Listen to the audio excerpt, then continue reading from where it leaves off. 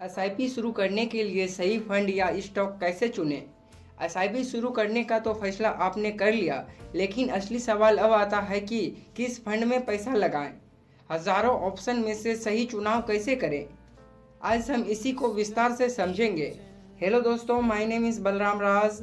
आज हम बात करने वाले हैं एसआईपी के लिए सही फंड चुनने के तरीकों के ऊपर, ताकि आप बिना उलझन के अपने पैसे को सही जगह लगा सके। बहुत से लोग एसआईपी तो शुरू कर लेते हैं, लेकिन बिना सोचे समझे किसी के कहने पर या फिर विज्ञापन देखकर। नतीजा यह होता है कि कुछ साल बाद उन्हें सही रिटर्न नहीं मिल पाता और वे अपनी पहली निवेश से ही निराश हो जाते हैं। सही फंड चुनना उतना ही जरूरी है जितना कि एसआईपी शुरू करना।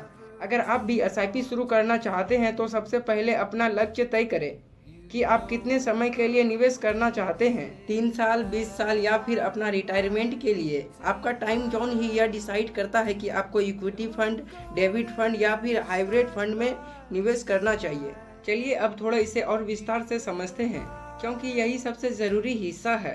अगर आपका लक्ष्य 0 से 3 साल के अंदर पूरा हो जाता है, जैसे किसी शादी के लिए पैसा जोड़ना या फिर इमरजेंसी फंड बनाना, तो आपको डेबिट फंड या लिक्विड फंड चुनना चाहिए। इसमें जोखिम बहुत कम होता है, क्योंकि यह ज़्यादातर सरकारी बॉन्ड्स और सुरक्षित इंडस्ट्री में निवेश करते हैं। कम समय में बाजार के उतार चढ़ाव का आपके पैसे पर कोई खास फर्क नहीं पड़ता है, बल्कि सुरक्षित रहता है। अगर आपका लक्ष्य 3 से 7 साल के बीच का है, जैसे कार खरीदना या फिर घर खरीदने के लिए डाउन पेमेंट जमा करना, तो हाइब्रिड फंड एक बेहतर विकल्प है। हाइब्रिड फंड में इक्विटी फंड और डेबिट फंड दोनों का मिश्रण होता है, जिसमें आपको थोड़ा ग्रोथ मिलता है और जोखिम भी संतुलित रहता है। यह एक ऐसा बीच का रास्ता है, ना बहुत ज्यादा सुरक्षित ना बहुत ज्यादा जोखिम भरा। और अगर आपका लक्ष्य 7 साल से ज्यादा का है, जैसे बच्चे की उच्च शिक्षा के लिए या फिर रिटायरमेंट प्लान के लिए फंड बनाना, तो इक्विटी फंड सबसे बेहतर जरिया है। इक्विटी फंड में बाजार के छोटे मोटे उतार चढ़ाव से आपका पैसे पर कोई खास फर्क नहीं पड़ता है, बल्कि सुरक्षित हो जाता है और कंपाउंडिंग का पूरा फायदा मिलता है।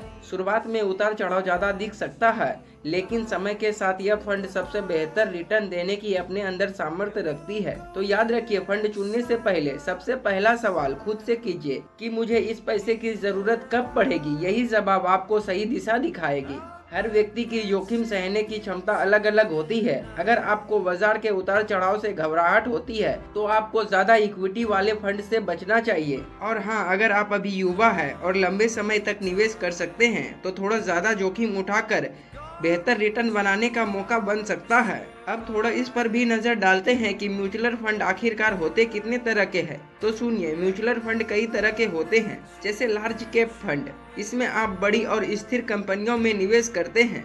इसमें जोखिम कम और रिटर्न ठीक ठाक मिल जाता है। दूसरा, मिड कैप और स्मॉल कैप फंड, इसमें ज्यादा जोखिम के साथ साथ ज्यादा रिटर्न की भी संभावना देखने को मिलती है और शुरुआत करने वाले के लिए अक्सर लार्ज कैप या फिर फ्लेक्सिबल कैप एक संतुलित विकल्प माना जाता है।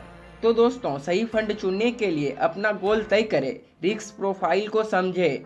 आई होप कि इस वीडियो के माध्यम से आप अपनी निवेश की जर्नी को आसान बना पाएं और ऐसे ही क्रेजी पर्सनल फाइनेंस से जुड़ी हुई जानकारी के लिए अभी सब्सक्राइब करें और कमेंट में बताएं कि आप फंड चुनने के लिए किन बातों पर सबसे ज्यादा ध्यान देते हैं। तो चलिए मिलते हैं नेक्स्ट वीडियो में।